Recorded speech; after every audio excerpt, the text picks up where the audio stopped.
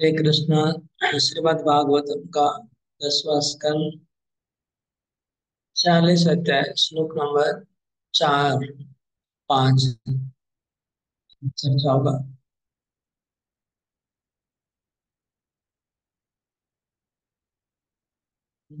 चर्चा कर रहे हैं, श्री कृष्ण ने उद्धव जी को बुलाया। कल हमने चर्चा किया श्लोक नंबर 2 और 3। उद्धव जी को बुलाया और उनके हाथ पकड़े और कृष्ण ने कहा कि आप गच्छोदवम व्रजम सौम्य। उद्धव, आप वृंदावन जाइए, जाकर के हमारे माता पिता नंद महाराज यशोदा को सांत्वना प्रदान करिए। और जो गोपियां हैं, जो मेरे विरह में जिनको बहुत दुख हो रहा है, उनके दुख को दूर करिए। ये दो मिशन उनको दिया गया था। एक मिशन था माता पिता को सुख प्रदान करना, गोपियों का दुख दूर करना। आज 4 नंबर श्लोक हम चर्चा करेंगे, 4 और 5।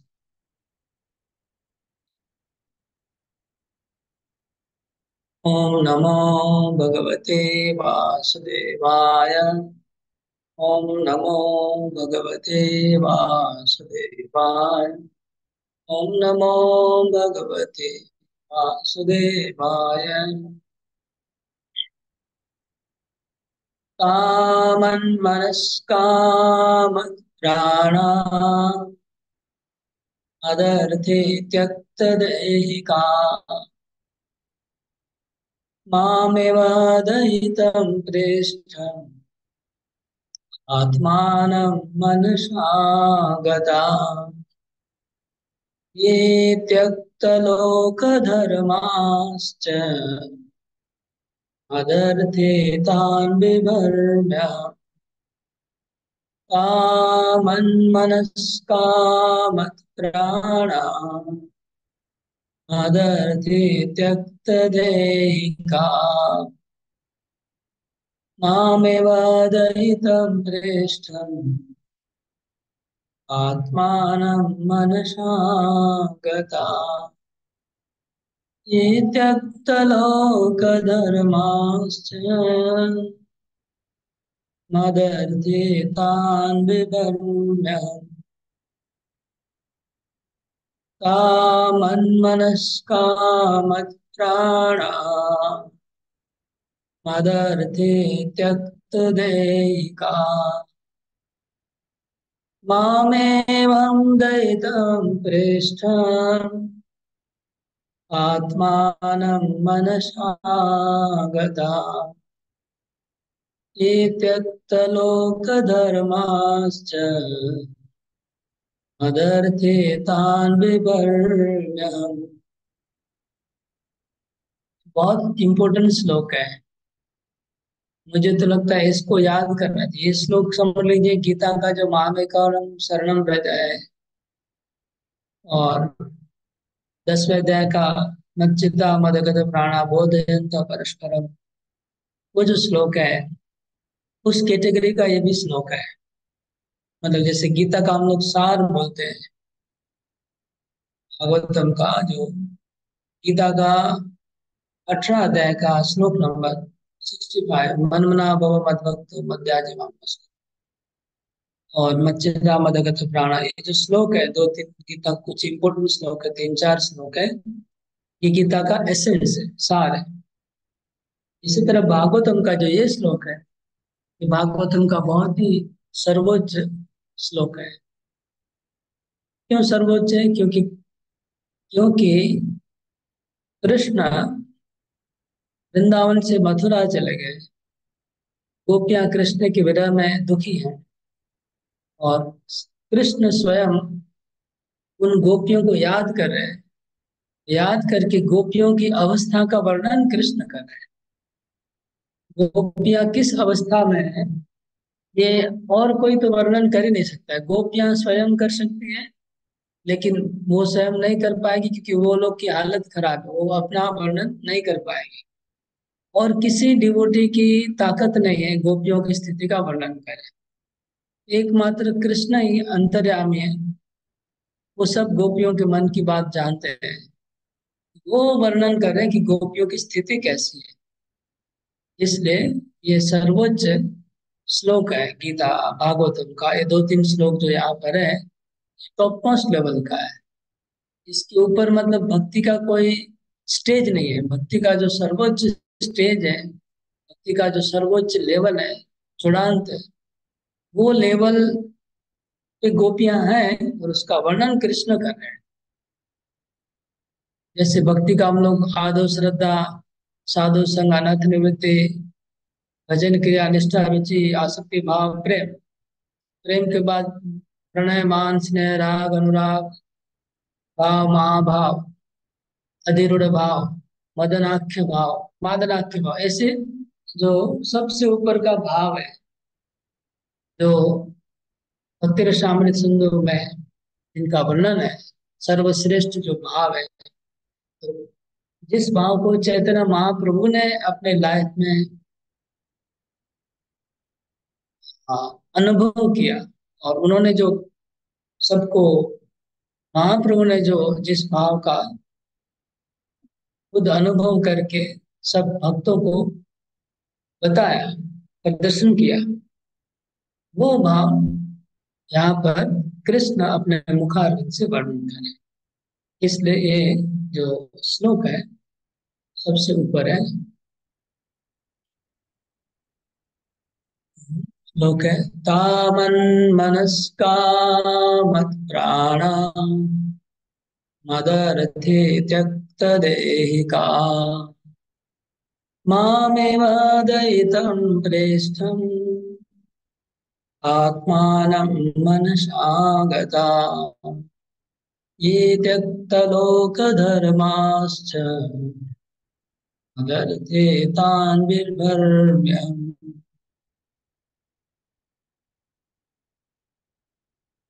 कृष्ण ने उद्धव जी को कहा कि ये जो गोपियां हैं, गोपियां कैसी है? मन मनस्का, उनका मन मेरे में लगा हुआ है। मत प्राणा, उनके प्राण भी मुझ में है।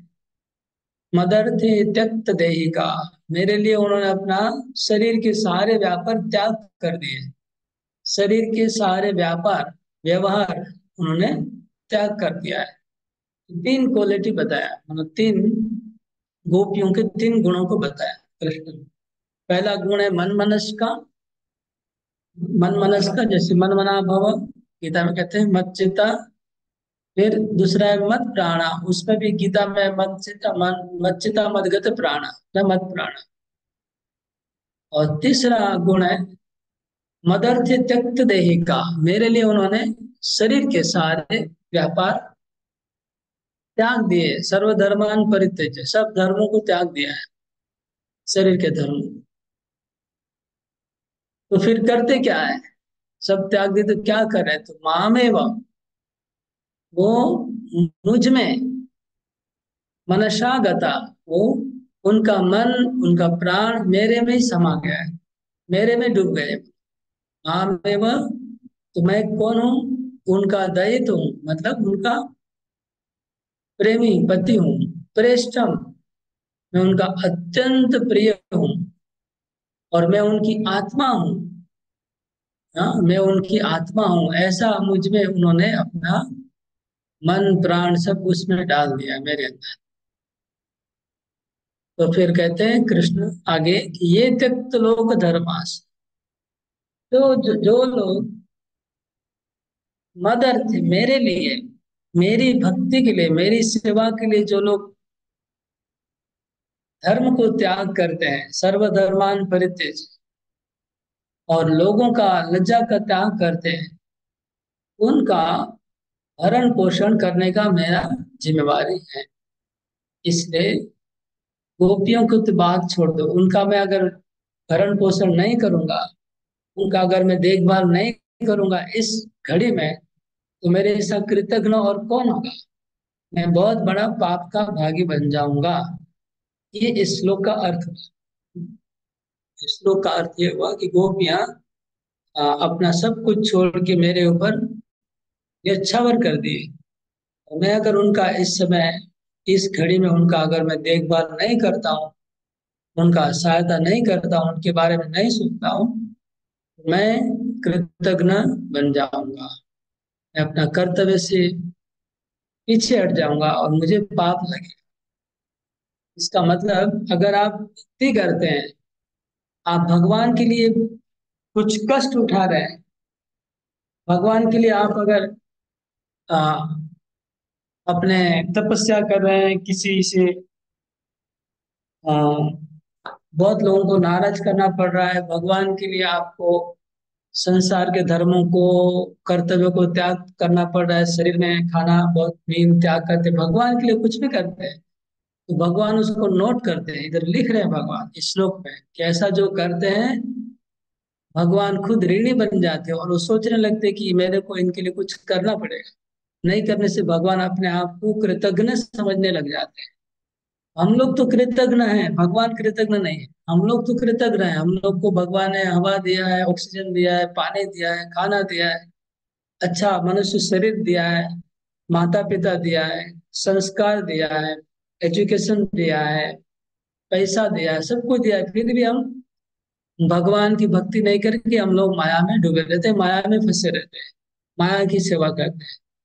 तो हम लोग तो कृतज्ञ है ही हैं भगवान के प्रति, लेकिन भगवान हमारे जैसे कृतज्ञ नहीं है। वो, उनका भक्त कुछ भी करता है भगवान के लिए, तो भगवान अपने आप को ऋणी सोचने लगते हैं और उनका पालन करने का जिम्मेवारी अपने ऊपर ले लेते हैं। ये भगवान का बहुत महत्व गुण है। हमें इस श्लोक से ये एक आनंद होना चाहिए, मन में एक विश्वास आना चाहिए कि भगवान भक्तों को कभी उनकी उनकी किए हुए सेवा को भगवान कभी भूलते नहीं है। तुरंत भगवान उनकी रिस्पॉन्स कर दे उनकी सेवा के लिए, क्योंकि वो जिम्मेवार व्यक्ति, गैर जिम्मेवार नहीं है। भगवान इरिस्पॉन्सिबल नहीं है हमारे जैसे। इसलिए कभी हम लोग को कभी लॉस होने वाला नहीं है। अगर हम भक्ति करेंगे, भगवान के लिए कुछ त्याग करेंगे, तो कभी हमारा लॉस होने वाला नहीं है। ये बहुत बड़ा समझने का चीज है। तो अभी आगे, ये तो श्लोक का अर्थ मैंने सुना दिया। अभी हम कमेंट्री सुनेंगे, श्लोक का कमेंट्री सुनेंगे कि हमारे आचार्य लोग क्या बताते हैं। ये श्लोक इतना उनको, आचार्य लोग इसमें मतलब बहुत लिख रहे हैं।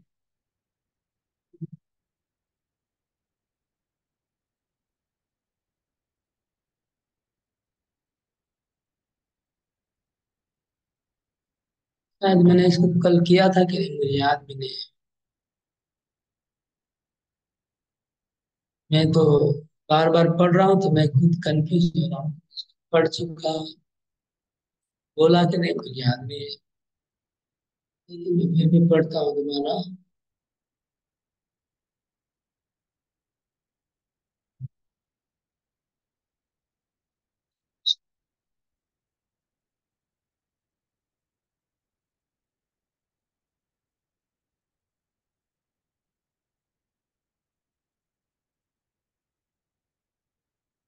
हमने 2 नंबर श्लोक का कल डिटेल में कमेंट्री पढ़ा है।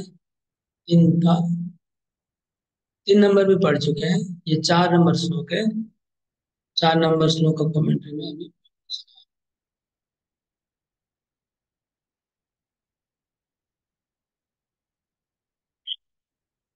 गोपीनाम विशेषतः संदेशे द्वाभ्याम विशेषा अवस्था वर्णन कारण वक्तुम।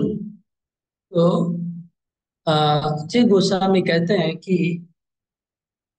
जब कृष्ण ने उद्धव जी को 2 मिशन हमने बोला बताया। एक मिशन था माता पिता को सांत्वना प्रदान करना, दूसरा मिशन था गोपियों का दुख दूर करना।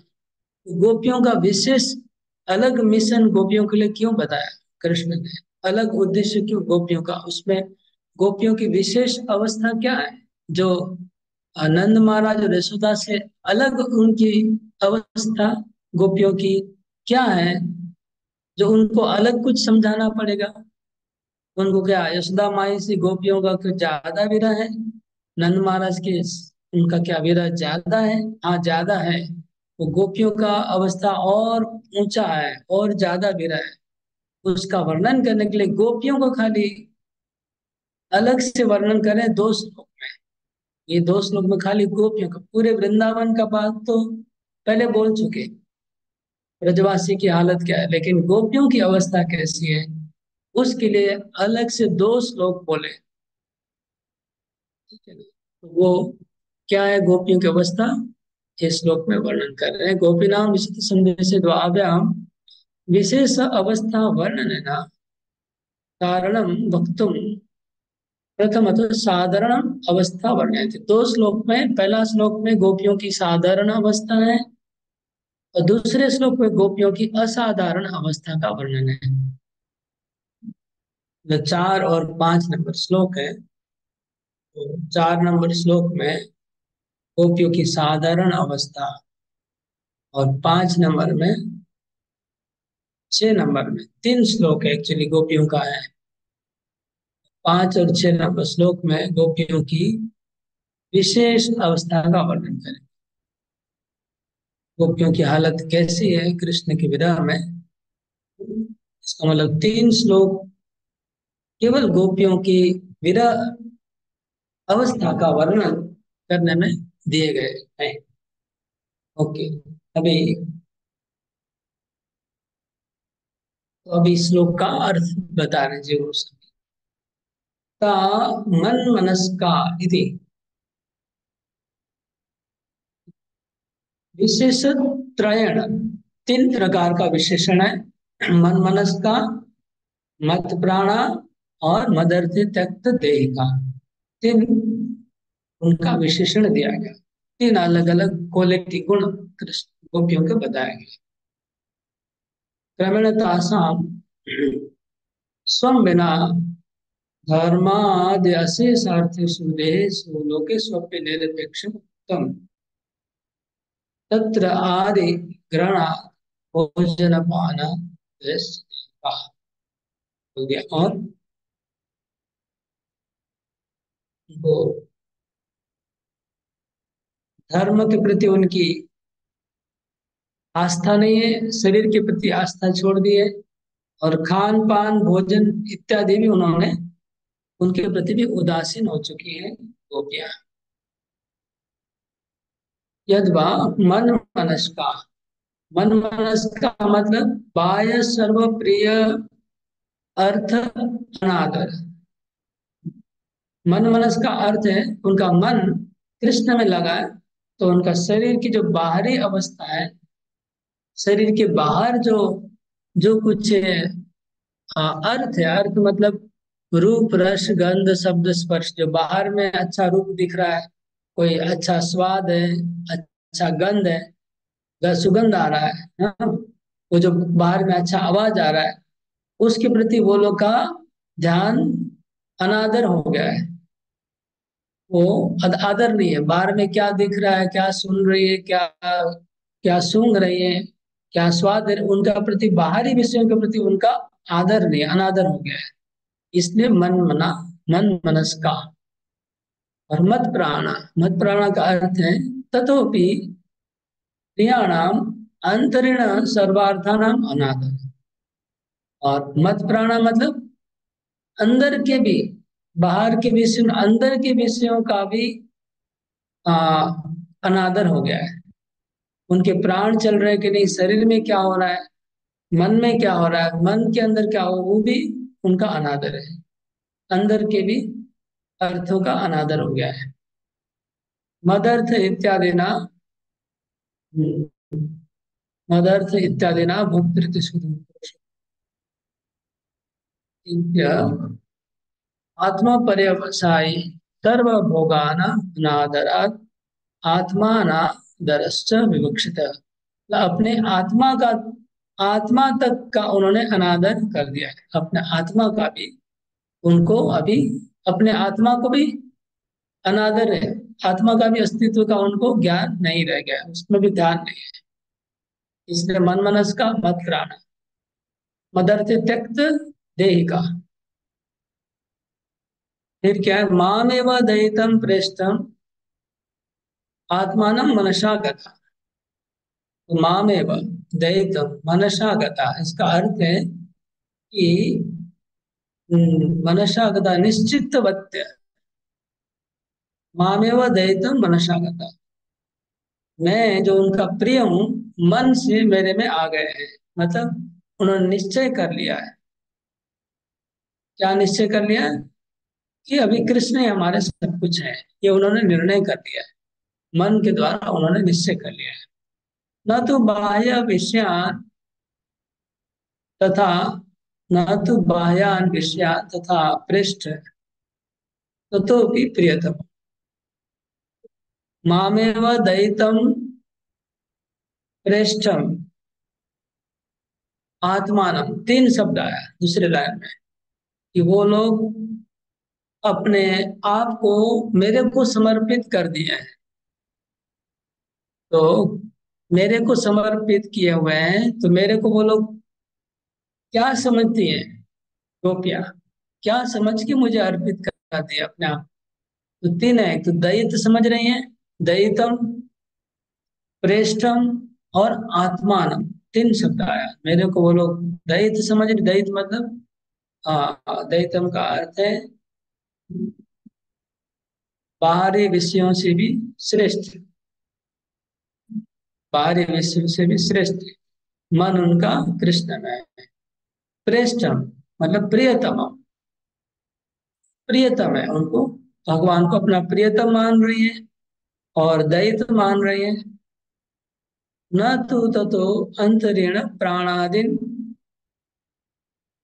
उनके जो प्राण है, प्राण की जो प्रक्रिया है श्वास, उससे भी ज्यादा उनको कृष्ण को अपना प्रिय मान रही है, प्रियतम। मद वियोगे तत्त अनादरात तथा निरुपाधि प्रेष्ठम आत्मानमपि माम न तो देहिनम। तो उनको अपनी आत्मा, मेरे को ही अपनी आत्मा समझती है। उनके जो उनकी आत्मा है, गोपियों की जो आत्मा है, उससे भी ज्यादा अधिक प्रेम उसको मेरे से हो गया है। मुझे ही आत्मा मान रही है। मैं परमात्मा हूँ और मेरे को वो आत्मा, परमात्मा रूप में मेरे को ही वो आत्मा अपना बना ली है। ऐसा उनका मेरे प्रति उनका प्रेम, वाह, मेरे प्रति उनका ऐसा संबंध हो गया है। मद वियोगी तस्या भी शून्यायम आनतवात, क्योंकि मेरे विरह में वो अपने बाहरी विषयों को कोई उनका परवाह नहीं है, प्राणों की परवाह नहीं, अपनी आत्मा की भी परवाह नहीं है। मेरे विरह में अपनी आत्मा को भी शून्य मान रही है। मद विना भूतानां तासा आत्मा अन्यत्र प्रीतिमात्र न स्पृशति इत्यर्थ। मद विना भूतानां तासाम आत्मा, आत्मा अन्यत्र प्रीतिमात्र न स्पृशति, मेरे बिना किसी के प्रति उनको कोई प्रीति नहीं है। तदेव त्रिवीर योग्य पदे महान एवं पति निश्चित, इस प्रकार उन्होंने दैतम प्रेष्ठम और आत्मानम, ये तीन शब्द जो वो कृष्ण को मानती है, इसका मतलब कृष्ण उनको पति मानती है। कृष्ण ये पति को ही दैत कहा जाता है, प्रेष्ठ कहा जाता है। इसलिए उनके जो तथाकथित जो पति हैं, जिनको बाहरी दृष्टि से, सामाजिक दृष्टि से जिनका उनका शादी हुआ है, उन पतियों का उनको कोई ख्याल ही नहीं है, उनके साथ कोई संबंध ही नहीं है। ये स्पष्ट हो रहा है इस श्लोक से। कृष्ण को ही अपने प्रेष्ठम प्रियतमम दैतम कह रही है। तो इसी बात का जीव गोस्वामी प्रमाण देते हैं कि बाद में जब उद्धव जी को वो बोलती है गोपियां कि आर्यपुत्र मथुरा में सुखी है क्या, तो आर्यपुत्र शब्द केवल पति के लिए प्रयोग किया जाता है। आर्यपुत्र शब्द आगे के जमाने में पति का नाम नहीं लेते थे स्त्रियां, पति का नाम नहीं लेके क्या कहते थे, आर्यपुत्र कहते थे। आप लोग ने महाभारत में देखा होगा, गांधारी आर्यपुत्र कहती है, है। कुंती देवी आर्यपुत्र कहती है अपने पति को। तो पतियों को आर्यपुत्र कहा जाता था। इसी प्रकार गोपियां भी हम देखेंगे अगले अध्याय में उद्धव जी को कहेंगी कि आर्यपुत्र वहां पर ठीक है क्या। तो कृष्ण को आर्यपुत्र करे मतलब अपना पूरा स्वामी मान चुकी है, पति मान चुकी है। ये बात जीव गोस्वामी यहाँ पर बोल रही है। इति पदम पदार्थम बहुत्र तत्वा तदेवं तय वक्षते पिबत मधु। ठीक है। तो ये जो श्लोक है इसका जो दूसरा लाइन है, मामेवं दयितम पृष्ठम आत्मानम मनसा गता, ये जो श्लोक हाईलाइन है, ये लाइन भागवतम की सब एडिशन में ये श्लोक नहीं है। श्रीधर स्वामी की भागवत में ये वाला लाइन नहीं है, लेकिन विजय द्वैत तीर्थ की भागवत में ये वाला लाइन आया हुआ है।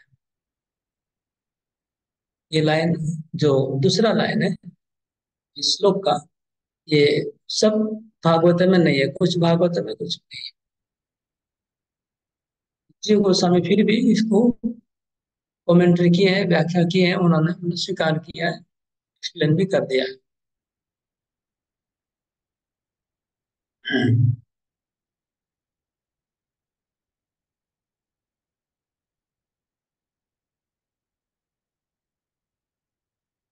इसका दूसरा अर्थ बोलते हैं, जीव गोस्वामी एक दूसरा अर्थ बताते हैं, ता मन मनस्ता का दूसरा अर्थ हुआ यदवा मम मन यासुता, मतलब मेरा मन जिनमें है वो गोपियां। अभी उल्टा अर्थ कर रहे हैं।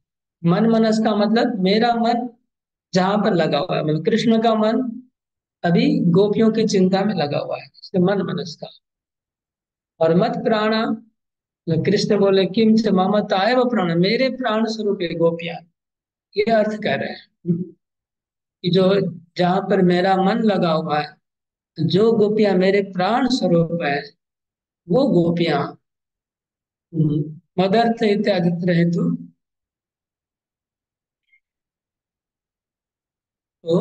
मदर्थ देही का, तो वो मेरे प्राण स्वरूप है गोपियां, वहां मेरा मन लगा हुआ है, इसलिए मैं उनका ध्यान करता हूँ, उनके बारे में चिंता करता हूँ। गोपियां कृष्ण बोल रहे हैं, उनके बारे में चिंता कर रहा हूँ। बोले कि ब्रह्मा,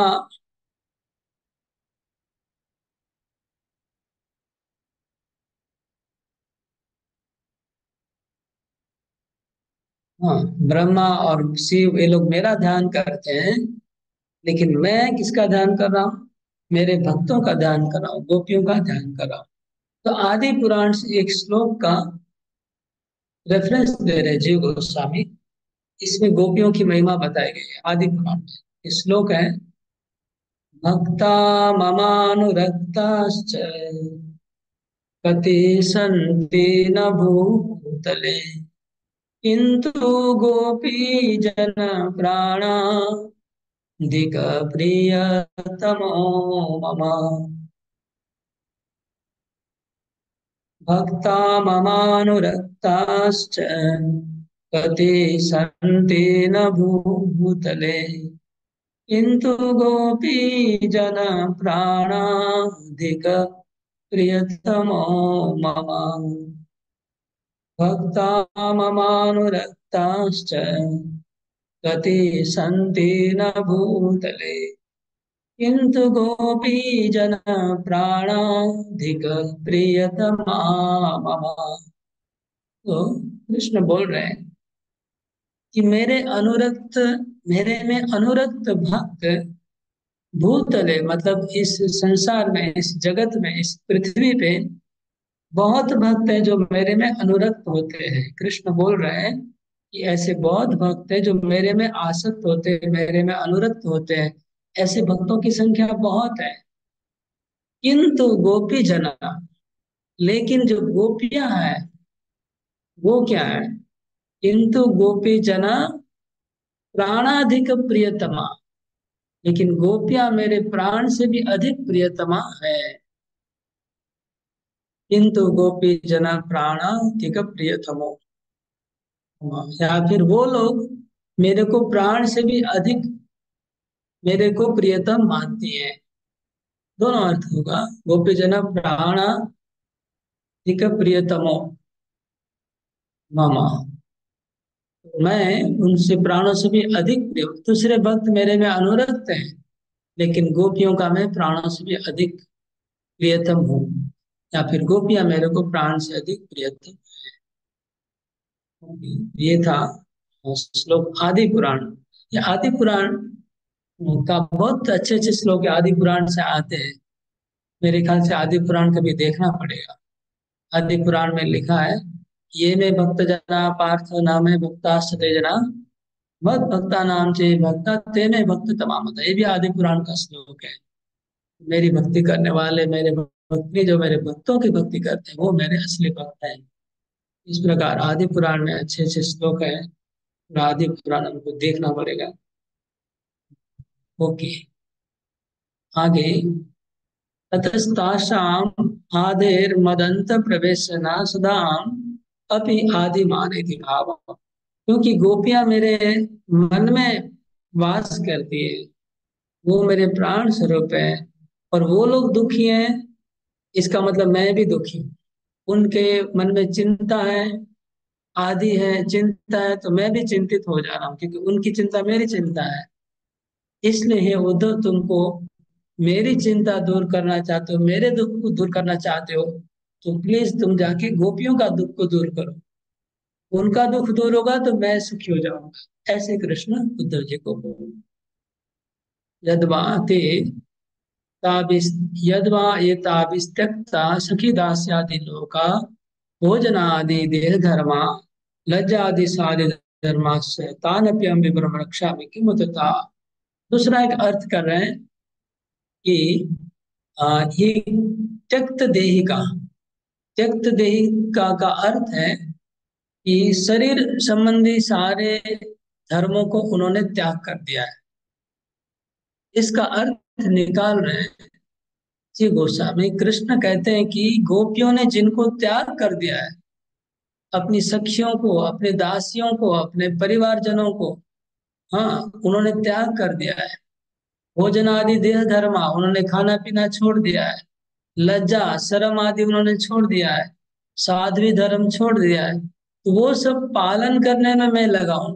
उनका पालन मैं कर रहा हूँ, क्योंकि मेरा कर्तव्य बन गया। अभी गोपियों मेरे भाव में डूबी हुई है, तो गोपियों का जो जो उनके साथ चीजें कनेक्टेड है उनका पालन मुझे करना। गोपियां, जिन बच्चों को किसी को बच्चे को दूध पिलाने की जरूरत है, लेकिन वो गोपियां ऐसी भाव में डूबी हुई है, मूर्छित एक दूध नहीं पिला रही। तो कृष्ण बोले कि भी मेरा जिम्मेवारी आ गया मेरे सर पे कि उसको दूध पिलाना। समझ रहे ना, ये बोल रहे हैं जी गोस्वामी कि कृषि उनके माता पिता की सेवा करनी है, पति की सेवा करनी है।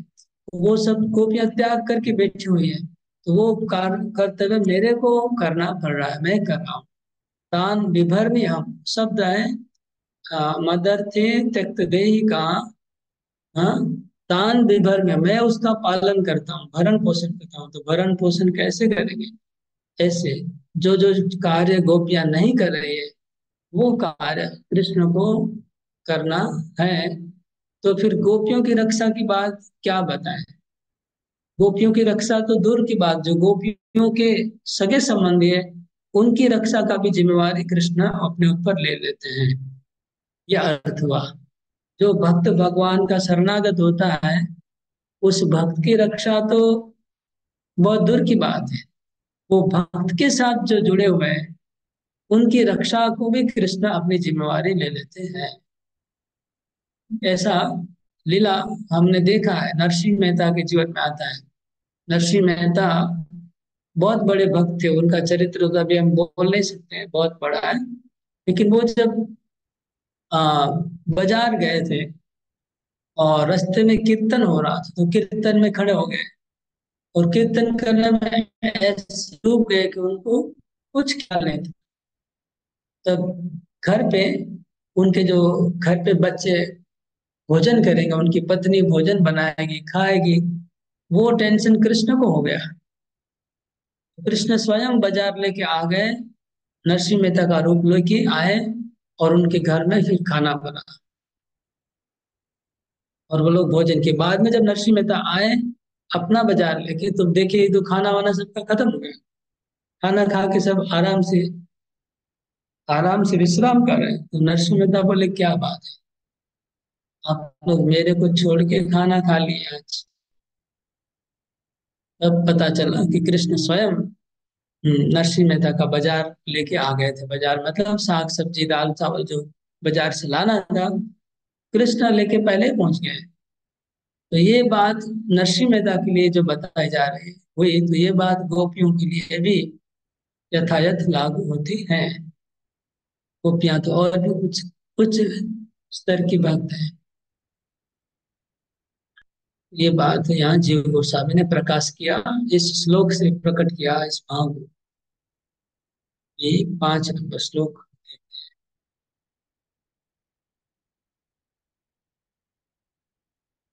ने ये श्लोक कवर किया। बहुत इंपॉर्टेंट श्लोक था। मन मनस्का का अर्थ है जिनका मन कृष्ण में मत प्राणा मदका मामेव दयितम प्रेष्ठम आत्मानं मनसागता। नेक्स्ट श्लोक 5 नंबर।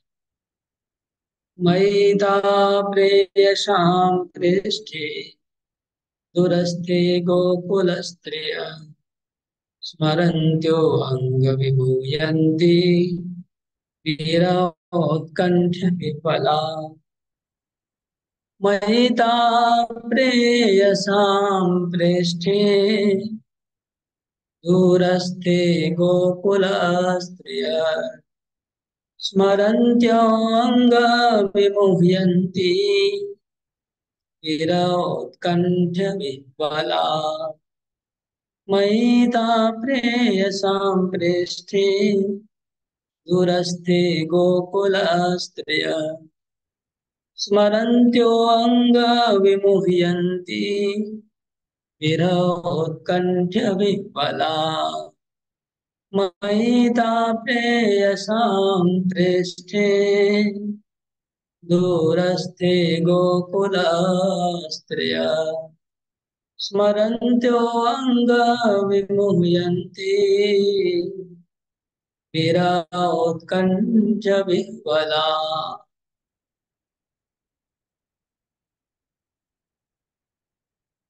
ये श्लोक भी बहुत इम्पोर्टेंट है।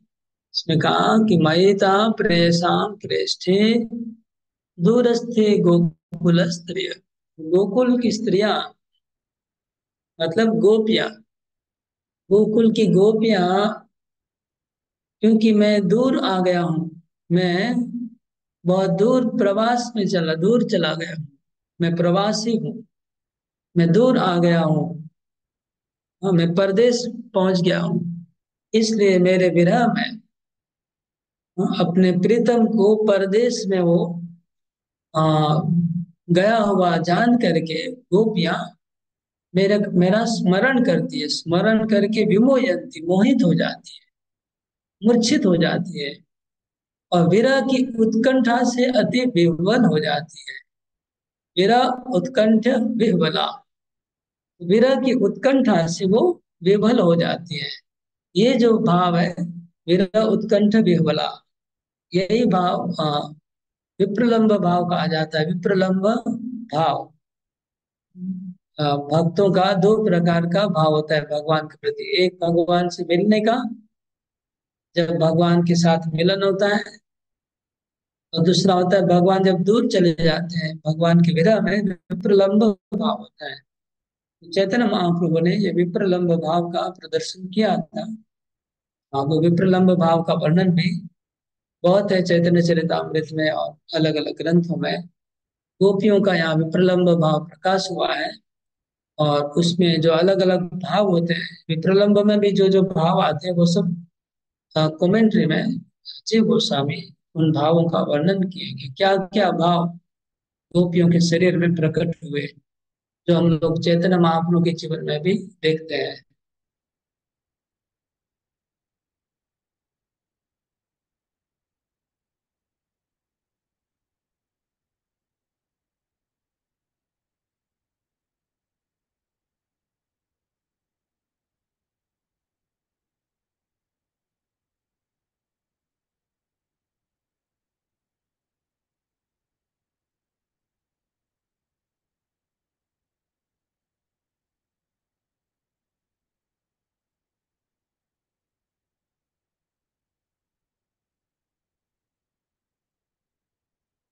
अर्थ मैंने बताया, अभी कमेंट में बताता हूँ। इस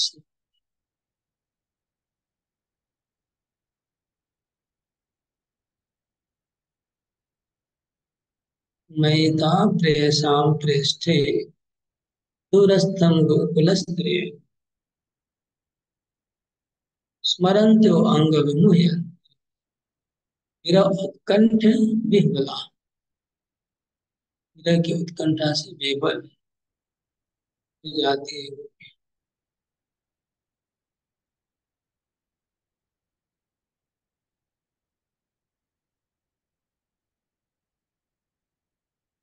ओके। जी गोस्वामी कहते हैं, सवाल उठा रहे पहले। हाँ, पहले प्रश्न रख की कमेंट शुरू करते हैं। प्रश्न है, ननो या भवन मनस्का तिरुपास्ता लब्ध भवत्का एव तरी कथम अनुसुचिंता। तो प्रश्न करें कि अगर गोपियों का मन आप में लगा हुआ है, उनके प्राण आप है, आप मन आप है, सब कुछ आप है, इसका मतलब आपको प्राप्त हो चुके हैं ना गोपियां तो। उनका मन प्राण सब आप में है। तो फिर उनके लिए इतना आप चिंता क्यों कर रहे हैं, शोक क्यों कर रहे हैं उन गोपियों के लिए जो ऑलरेडी उनका मन प्राण सब तो आप है, आप में लग चुकी है। तो फिर आप इतना उनके लिए चिंता क्यों कर रहे हैं, ऐसा अगर उद्धव जी पूछते हैं मानो, तो उस उत्तर में कहते हैं सत्यम, ये बात सच है तुम जो कह रहे हो। उनका मन प्राण सब मुझ में लगा हुआ है, तो उनको शोक नहीं करना चाहिए उनके बारे में। सत्यम अंतर अनुसंधान है तादृश एव। बोले सच बात है, अगर सूक्ष्म रूप में देखेंगे तो ये बात सही है तुम्हारी। अगर ऐसा विचार करेंगे हम तो ये बात सही है विचार करने से। तादृश एव ता किंतु भैरवधाने जाते एव ता किंतु बहिरवधाने जाते परम व्यग्रा भवन्ति इत्याह। जब लोग वो लोग अंतर्दृष्टि में रहती हैं, तब तो मेरे में मन प्राण उनके डूबे रहते हैं। लेकिन जैसे उनकी बाहर दृष्टि जाती है, बहिर्अवधान है, जैसे उनको बाहर दृष्टि जाती है तभी व्याकुल हो जाती है, तब कृष्ण को देख नहीं पाती और व्याकुल हो जाती है। ये बताया जीव सामने। जब अंतर में अंतर दृष्टि में रहती है तो कृष्ण दिखाई पड़ते हैं, और उनका मन प्राण कृष्ण में लगा रहता है, तब प्रॉब्लम नहीं होता है।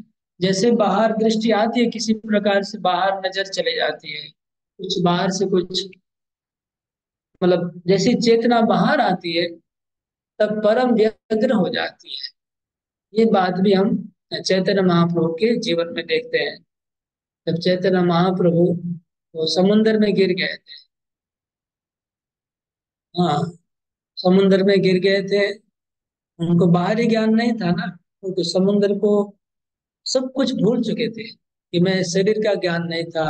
समुन्द्र को समुन्द्र नहीं मान रहे थे, तो उनको जमुना समझ रहे थे और उसमें कूद पड़े थे समुन्द्र में। कूद पड़े थे, फिर वो मछुआरा जाल फेंका, तो जाल में चैतन्य महाप्रभु का शरीर उनको मिला।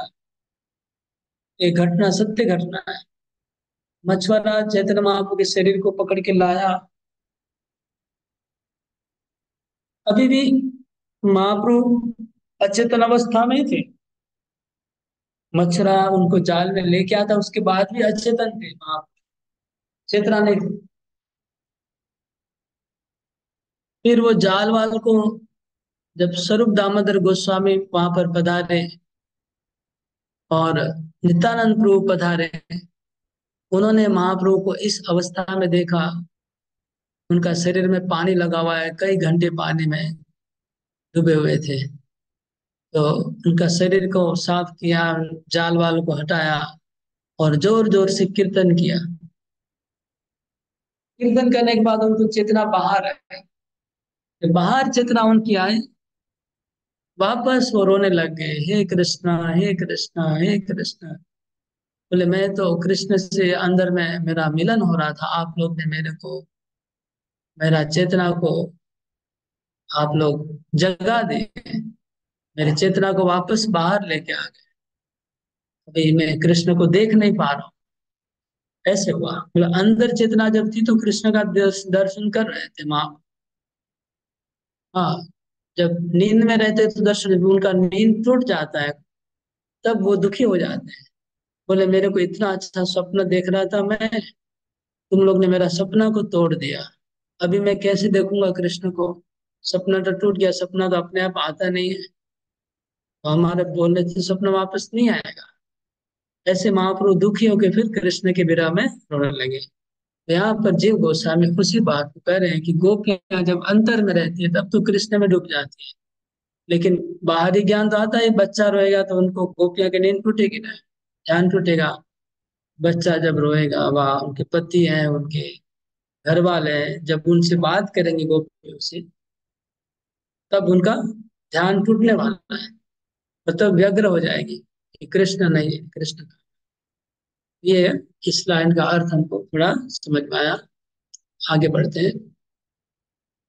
मयि इति, अभी श्लोक का अनुवाद शुरू कर रहे हैं, व्याख्या शुरू कर रहे हैं। गोकुल स्त्री त्वेना, गोकुल स्त्री, ये क्यों वर्ड यूज किया है? गोकुल स्त्री क्यों कहा गया? तो बोले तावन मदीय दर्शन मात्र जीवना। गोकुल स्त्री इसलिए कि मेरा दर्शन करके ही वो जिंदा रह सकती है, मेरा दर्शन के बिना उनका जीवन संभव नहीं है। ऐसी गोकुल की स्त्रियां हैं। तत्रापिता अनिर्वचनीय स्वभाव, और उसमें भी उनका अनिर्वचनीय स्वभाव है। गोपियों का स्वभाव ऐसा हो गया है, उसका वर्णन करना भी संभव नहीं है। क्या है वो? द्वयो प्रकर्षे, द्वयो प्रकर्षे महिता प्रेयसाम प्रेष्ठे, दो बार कहा, प्रेयसाम प्रेष्ठे, प्रियतम से भी प्रियतम। कृष्ण ने कहा मैं क्या हूं? उनका प्रियतम से भी प्रियतम। प्रेयसाम प्रेष्ठे, ये दो बार आया। क्यों? प्रकर से, मतलब बहुत ऊंचा प्रेम बताने के लिए बताया गया। बहुनाम तो तम अविष्टनामिति प्रियम तावत् सर्वं ममतास्पदम ततोपि प्रिय। तो वो कहते हैं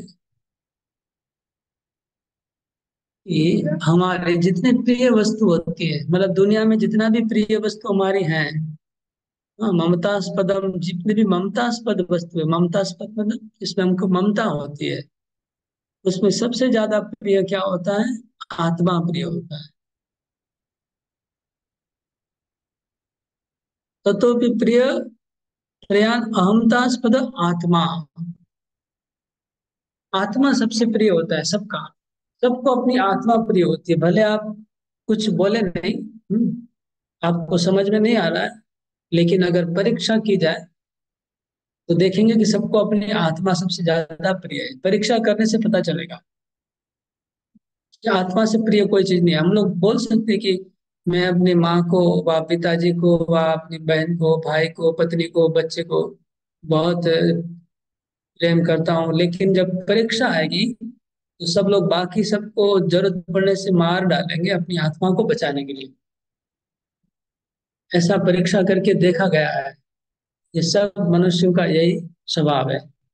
तो आत्मा सबसे प्रिय होता है, तो गोपियों के लिए भी बोल रहे हैं कि आत्मा सबसे प्रिय होता है।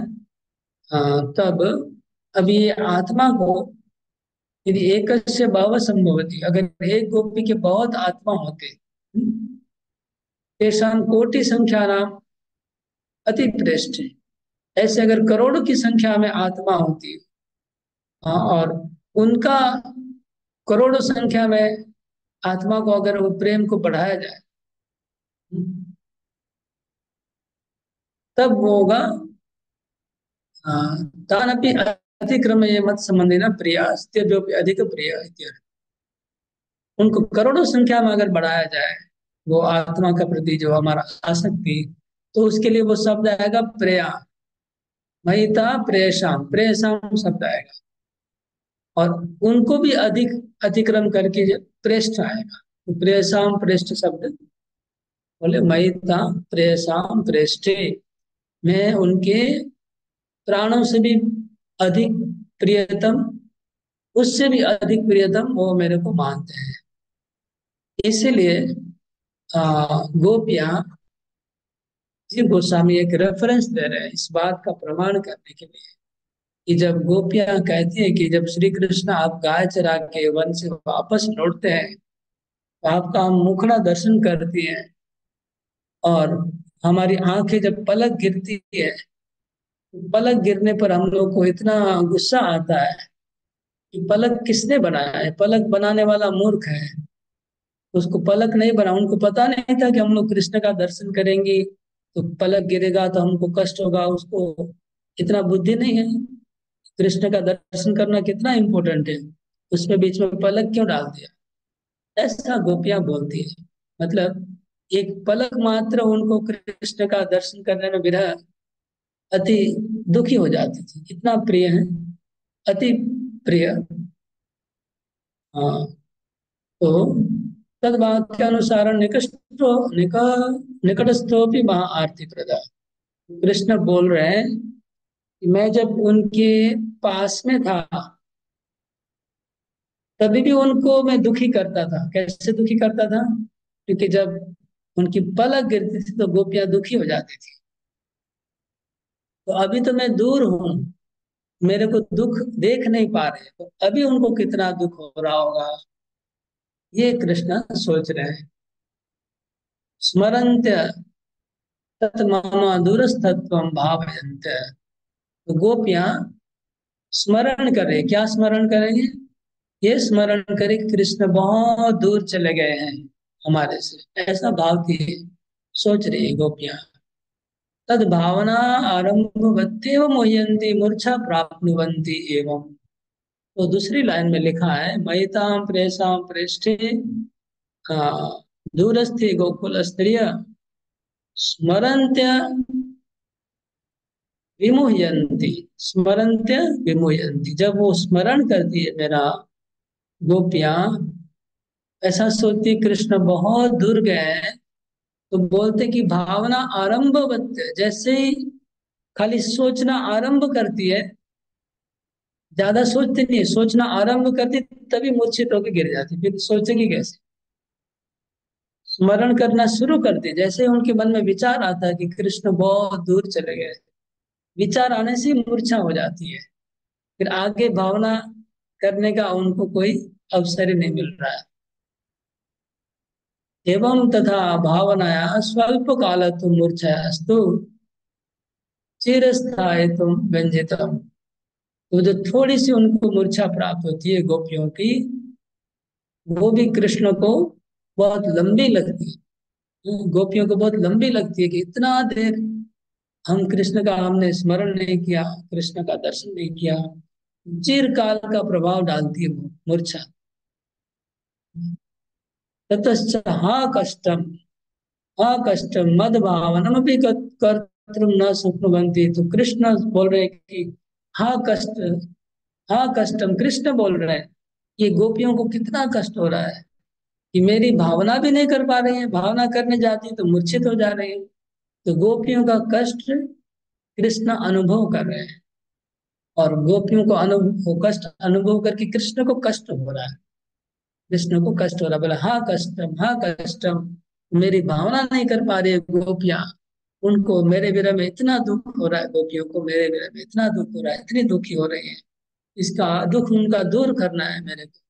कुछ करो उद्धव तुम, हाँ, कुछ करो, ऐसा कुछ करो कि गोपियों का दुख नहीं होना चाहिए, उनको समझाओ जाके कि मैं उनके साथ में हूँ। तो यहाँ वर्तमान प्रयोगेण स्मरण से मोह से च पौन पुण्यम दर्शिता, इस तरह से गोपियां बार बार स्मरण करती है, फिर मूर्छित हो जाती है, मूर्छा से जब वापस आती है फिर दूसरी बातें होती है, बात करते करते फिर जब उनको याद आता है कि कृष्णा दूर गए हैं, फिर मूर्छित हो जाती है, ऐसे बार बार मूर्छा को प्राप्त होती है। ये शब्द है स्मरन्त्यो अंग विमुह्यन्ति, विमुह्यन्ति बहुवचन है, मतलब बार बार विमोहित होती है। स्मरन्त्यो मतलब स्टार्ट करना। जब स्मरण करना शुरू करती है तो तुरंत मोहित हो जा रही है। फिर लिखा है विरह उत्कंठ विह्वला। विरह उत्कंठ का शब्द बोले विरह अतो लाला श्राव आदे यम आदेर अयम अपस्माराख्य संचारी भाव। यहाँ पर जीव गोस्वामी कहते हैं कि गोपियां जो विरह में है, ये विरह भाव क्या है? संचारी भाव। संचारी भाव में भी एक पर्टिकुलर भाव है जिसका नाम है अपस्मार। अपस्मार नाम का संचारी भाव गोपियों के मन में प्रकट होता है और उनके मुंह से लाला स्राव होता है, लाला निकलता है। ये भी चैतन्य महाप्रभु के जीवन में देखा गया। चैतन्य महाप्रभु एक दिन रात को घर से निकल जाते हैं और जाके गौशाला में गायों के बीच में लेटे हुए पड़े थे और उनके मुंह से लाला निकल रहा है। ये कृष्ण वीरा का अपस्मारा के संचारी भाव चैतन्य महाप्रभु के जीवन में भी दिखाया गया था। अतः कुछ गतिम गमिता न विदाम, हमने पिछले अध्याय में पढ़ा था, गोपियां बोल रही थी कुछ गतिम गमिता न विदाम। वो भी एक संचारी भाव था जो गोपियां बोलती कि हम लोग इस तरह से चलती हैं कि जैसे गिर जाएंगे। हम लोग का अपना चलने के ऊपर कंट्रोल नहीं रहता है। और कसमलेन कबरम बसरम माँ। और गोपियां और एक श्लोक में बोलती है, पिछले अध्याय में बोल चुकी गोपियां, श्री कृष्ण का जब हम स्मरण करती हैं तो हमारे कपड़े ढीले पड़ जाते हैं, हम लोग को पता नहीं रहता कि हमारे कपड़े ढीले पड़ गए। वो भी एक संचारी भाव है। इस तरह विरह में अलग अलग प्रकार के संचारी भावों का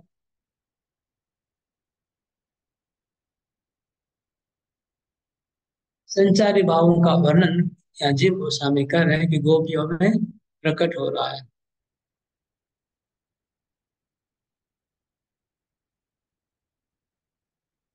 इसलिए चैतन्य चरितामृत में इन भावों का वर्णन आया है। पूर्वपि तथावस्था स्पष्टा नामेव मया त्यक्तानां संप्रति तु लब्ध तद अतिशयानां। तो ऐसा भाव तो पहले भी प्रकट हो रहा था गोपियों के अंदर। ये जो पिछले अध्याय में वर्णन हो चुका है, गोपियों के अंदर विरह का क्या क्या भाव प्रकट, जब कृष्ण गाय चराने जाते थे और गोपियां वृंदावन में रहती थी कि कृष्ण गाय चराने गए हैं, कब आएंगे, उस सोच के गोपियों के अंदर विरह के भाव संचारी भाव प्रकट होते थे। लेकिन कृष्ण बोल रहे हैं कि उस समय तो मैं खाली एक दिन के लिए, दिन में कुछ घंटों के लिए बाहर जाते थे तो उनकी ऐसी अवस्था हो जाती थी। और अभी तो मैं पूरा उनके छोड़ के आ गया हूँ। संप्रति तो लब्ध तद अतिशयाना, तो अभी उनको अतिशय विरह हुआ है, अतिशय विरह का भाव उनका हो रहा है। इसलिए मई भाव से अतिशयाना मई भाव से सर्वत्र प्रचार इति सांप्रतम। ये तो सबको पता है कि गोपियां कैसे विरह में है। तत्र गमन, अभी सबको पता चल गया है।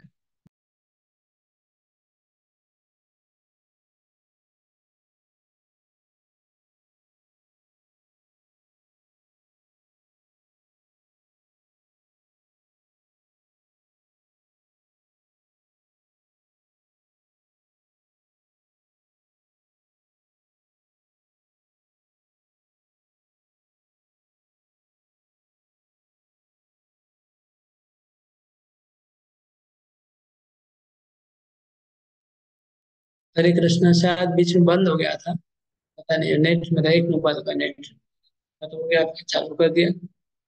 मैंने ये बोला कि कृष्ण बोल रहे हैं कि अभी गोपियों का ये जो दशा है, ये छुपाने वाला दशा नहीं है। पहले तो छुपाया जाता था, लेकिन अभी जिस प्रकार गोपियां भाव प्रकट कर रही हैं, ये बोलते हैं कि पूरी दुनिया जान गई है कि गोपियों अभी मेरे विरह में गोपियां इस अवस्था में प्राप्त हो चुकी है। अभी कुछ छुपा हुआ नहीं है। इसलिए जीव गोस्वामी लिख रहे हैं, इसलिए कृष्ण सोच रहे कि अभी तो मेरे को भी शर्म आए रही, मेरे को भी लज्जा आ रही है मैं कैसे जाऊं वहां पर, क्योंकि उनका जो मेरे प्रति प्रेम है, भाव है, वो अभी प्रचार हो गया है सब जगह। इसलिए मेरे को भी वहां जाने में अभी लज्जा आ रही है। ये ये बात थी उस। हाँ। और ये उद्धव को अंग कहा कृष्ण ने। ये अंग, अंग मतलब तुम मेरे शरीर के एक अंग के जैसे हो, इसलिए तुम गोपियों को जरूर, प्लीज तुम उनको सांत्वना देना, उनका दुख दूर करना। ये बोलने के लिए अंग शब्द का प्रयोग किया। हरे कृष्णा, तो आज इतना ही। हरे कृष्णा, हरे कृष्णा, कृष्ण कृष्ण, हरे राम, हरे राम, राम राम। मेरा एक सजेशन था कि कई भक्त लोग ना, ये कमेंट्री पढ़ने में बहुत लोगों की इच्छा नहीं होती। उनको सिंपल चाहिए, सरल। हाँ, लेकिन कुछ भक्तों को कमेंट्री पढ़ने की इच्छा है। वो चाहते हैं कि डिटेल में हम सुने जीव गोस्वामी का। तो दो कैटेगरी के भक्त हैं, कुछ लोग को सिंपल में चाहिए, कुछ लोग को कमेंट्री चाहिए। मैंने सोचा ट्राई करके देखते हैं, मैं पक्का नहीं बोल रहा हूँ। ट्राई करके देखते हैं हम। कल तो शायद डिफिकल्ट होगा, कल क्योंकि मेरा प्रोग्राम है। अ, कल शायद नहीं हो पाएगा भागवत में। कल मुझे 2 बजे निकलना है। हाँ, 3 से 5 प्रोग्राम है। कल सुनिएगा, उसके बाद वाले दिन मैं देखता हूँ। मैं सोच रहा हूँ कि पहले 1 घंटा मैं 2:15 या 2 से 3 कमेंट्री वाला पढ़ूंगा। सबके लिए नहीं, जो लोग को कमेंट्री पढ़ने सुनने की इच्छा हो, केवल उनके लिए। और फिर 3 से 3:30, आधा घंटा, 40 मिनट फिर सिंपल में होगा। तो जो कमेंट्री वाला होगा उसमें जूम में होगा, उसमें वीडियो ऑन रखेंगे। जो लोग कमेंट्री के साथ सुनना चाहते हैं, पढ़ना चाहते हैं, तो मैं सिर्फ स्क्रीन शेयर भी करूंगा, आप लोग भी पढ़ सकते हैं लैपटॉप और मोबाइल में। और फिर बाकी जो आधा घंटा 40 मिनट है वो अ, नहीं तो लाइव कर दूंगा यूट्यूब में, देखता हूँ कैसे किया जाए। उसमें फिर सिंपल में खाली भागवतम का श्लोक पढ़ के आगे बढ़ जाएंगे उसमें। ये था मेरा विचार। आप लोग अपना अपना